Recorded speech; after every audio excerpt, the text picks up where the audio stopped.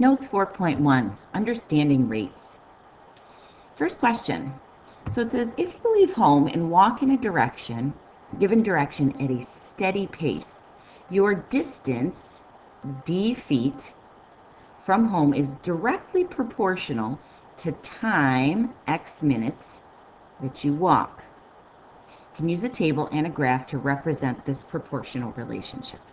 So what are we talking about here? So when we're talking about walking, running, or being in a car, we've got that rate that's involved.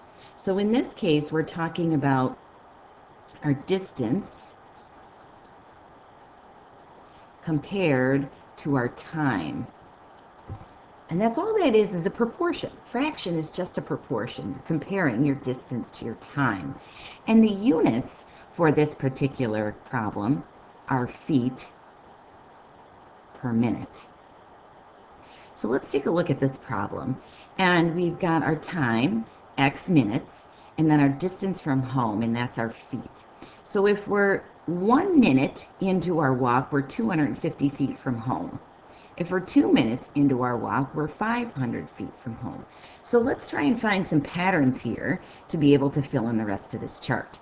So if I look at my minutes, I increase by 1, or I add 1 to the minutes each time through the table.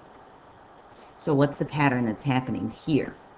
We're moving at a constant rate or a steady pace. That's going to be our key here to be able to figure out what this pattern is. Okay, that steady pace. So I'm not speeding up and I'm not slowing down. So this 250 to 500 means I'm adding 250 each minute. So if I add 250 to that, that brings me to 750 feet. Continue the pattern, add 250, and that brings me to 1,000 feet. And then follow it up to finish it out, add another 250, and I'm at 1,250 feet after 5 minutes. So it says, what is the constant of proportionality? Meaning, what is that rate that you're moving at? So I mentioned up at the top, it's that distance over time, or it's the feet, whoops, sorry about that.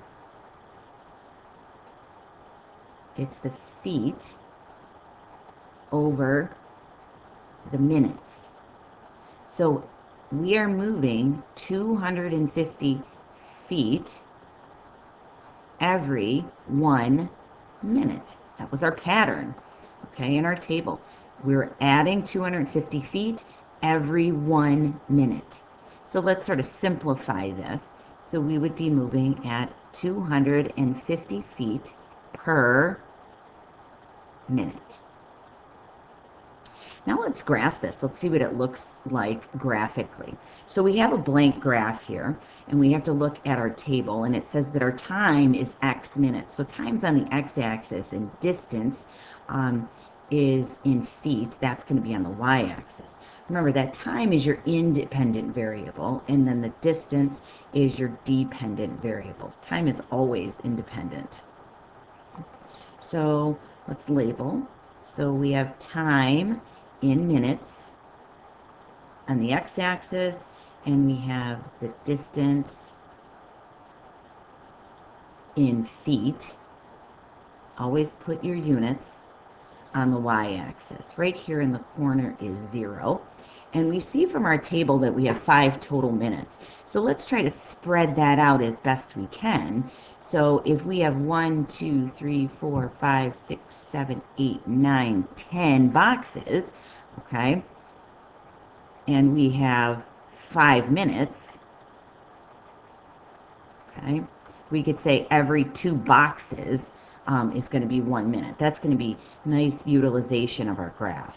So every 2 boxes, we're going to label with 1 minute. Okay, so we've got, like I said, we're spreading out our graph. We're getting a really good look at our graph. So we don't have a big piece of graph or a big piece of graph paper with a little tiny graph on it. We're utilizing all of it. So now let's do the same thing with the distance. So our max distance is 1,250. 1,250. And again, when we count up, okay, so we have that 1,250 max feet, okay, that we are walking. And again, we count up the boxes along the y-axis, and we can count up that there's 10 of those. So when we do that, we can split that, okay, every 125 is what we'll count by per box. Okay? So we're at 125 there, and then we're at 250. You may hear Mr. Swinson brewing coffee in the background. My Keurig is really loud, and I don't want to pause the video again, so that's going to make all kinds of noises in just a second. 625. So again, we're counting by 125 up the y-axis. So 750, 875, 1,000, 1,125, and then 1,250. Okay? So now let's take that table and let's plot those points.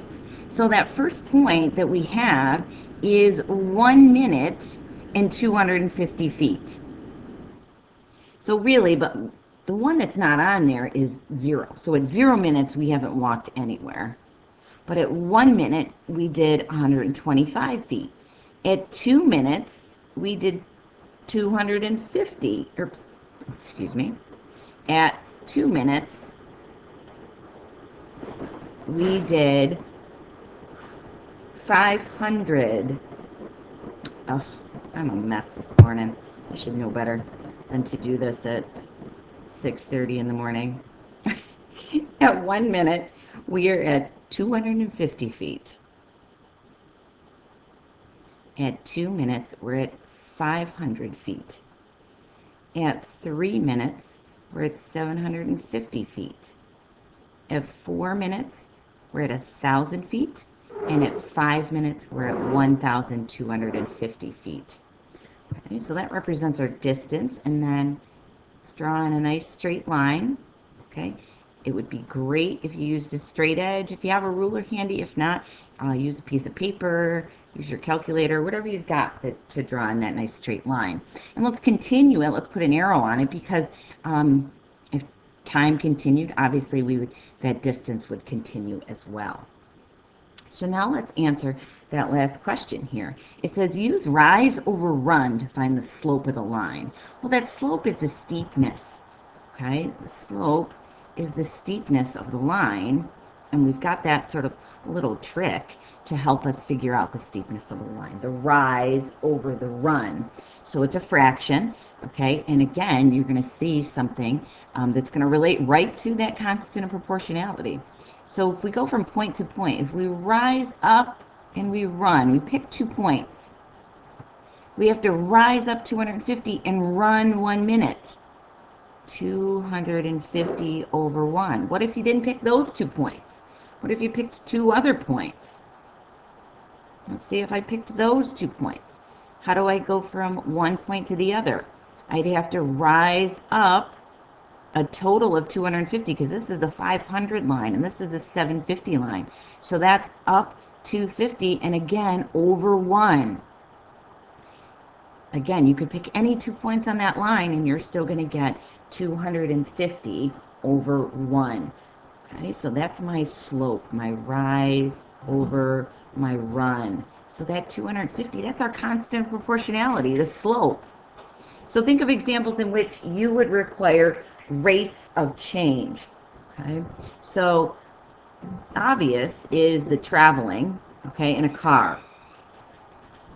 You're traveling in an airplane or on a train. Running, okay, walking, those are all going to be rates.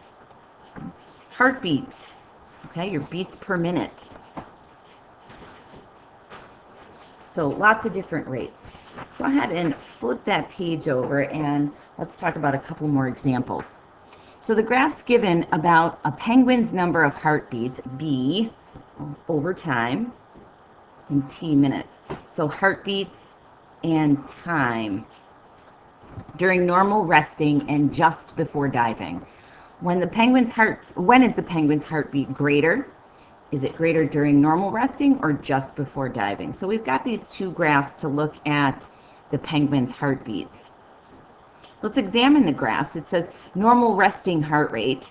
And we have time down here in the x-axis in minutes because that time is the independent variable. Number of heartbeats along the y-axis, okay, because that's the dependent variable. And then the second graph is the heart rate before diving. Same thing, time in minutes, number of heartbeats. And we've got some points plotted and they've got the line drawn in. It's always important when you're given graphs, I'm sure science teachers have said the same thing, read everything. Make sure that you look at the title, look at the axis to understand what is given to you. So it says we've got to find out when is the penguin's heartbeat greater, during normal resting or just before diving. Greater. So we are looking for the one that is greater. So we could look at these lines and sort of determine which one is going to be steeper, okay? Because we're talking about that beats per minute,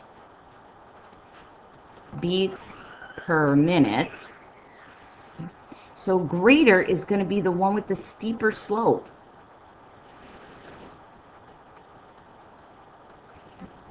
That steeper slope. So let's do some rise over run on this first graph.